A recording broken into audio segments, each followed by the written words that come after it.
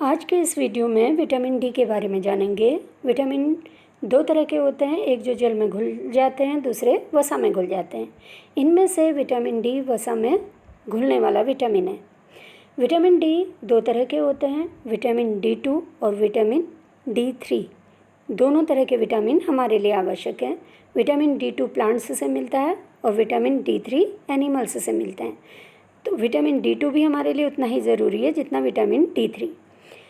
Vitamin D के काम, vitamin D हमारे शरीर की बाहरी संक्रमण से रक्षा करता है, हड्डियों को मजबूती देता है, क्योंकि विटामिन डी अगर शरीर में पर्याप्त मात्रा में है, हमारी बॉडी कैल्शियम को एब्जॉर्ब करती है।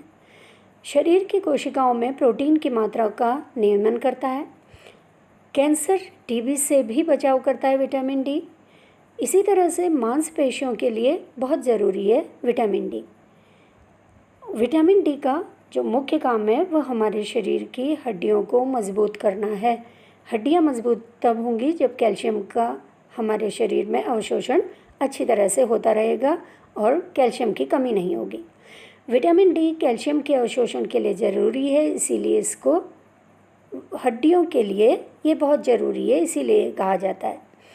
विटामिन D3 शरीर की कोशिकाओं में प्रोटीन की मात्रा को निर्मित करता है, जो शरीर की बनावट के लिए बहुत ज़रूरी होता है।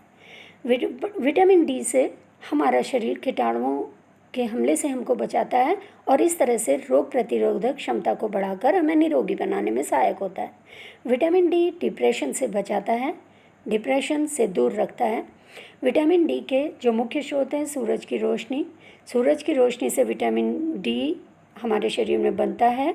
विटामिन डी जो है, जब हम सूरज की धूप में बैठते हैं तो उसकी किरणें हमारे शरीर में विटामिन डी बनाती हैं।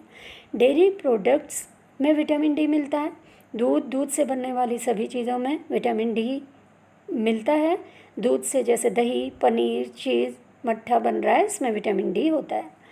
मशरूम का सेवन से विटामिन डी की कमी काफ़ी हद तक पूरी की जा सकती है, इसलिए हमें सब्जियों में मशरूम को नियमित रूप से शामिल करना चाहिए। अंडे के पीले भाग में विटामिन डी पर्याप्त मात्रा में पाया जाता है। सैल्मन फिश विटामिन डी का बहुत अच्छा स्रोत होती है। सैल्मन फिश फैटी फिश में आती है। इसी तरह से cod liver oil vitamin D का बहुत अच्छा स्रोत है। कॉड फिश से ये ऑयल मिलता है। समुद्री fish, fatty fish vitamin D का बहुत अच्छा स्रोत है। उसमें वसा जिनमें होती है, फैट जिसमें होता है, वो फिश विटामिन डी का अच्छा स्रोत है। विटामिन डी की कमी से रिकेट्स रोग हो जाता है, क्योंकि विटामिन डी की कमी से बोन की डेंसिटी कम हो जाती है और इसके शिकार नवजात बच्चे होते हैं। रिकेट्स का ज़्यादातर शिकार, रिकेट्स या सूखा रोग इसको कहते हैं। विटामिन डी की कमी अगर एडल्ट्स में होती है, वयस्क में होती है, तो इनकी हड्डियां मुलायम हो जाती हैं और ऑस्टियोमलेशिया इस रोग को कहा जाता है।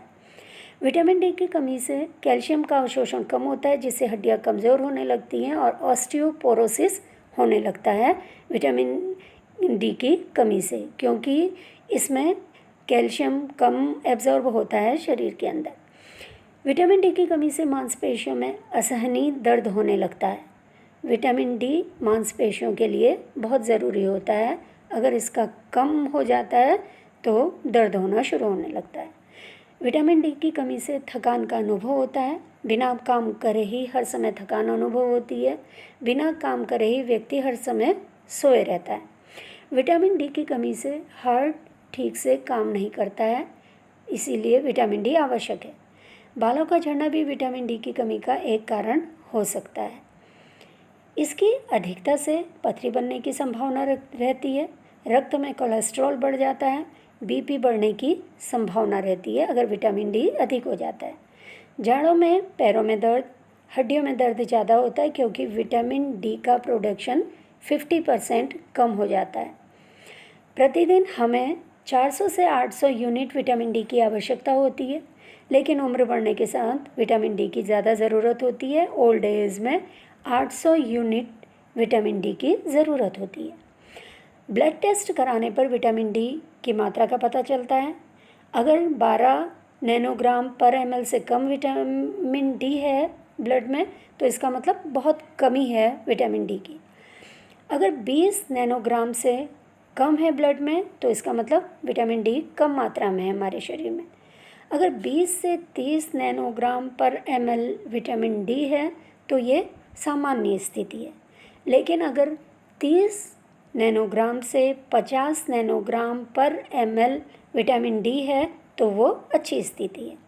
जो लोग पर्याप्त मात्रा में धूप में बैठे रहते हैं उन्हें विटामिन डी के सप्लीमेंट की ज़रूरत नहीं होती है, क्योंकि धूप से उन्हें पर्याप्त मात्रा में विटामिन डी प्राप्त हो जाता है।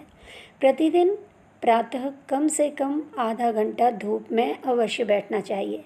धूप में बैठते समय हमें अपने पूरे शरीर को कपड़ों से नहीं ढका होना चाहिए। स्किन धूप में होनी चाहिए, तब हमारा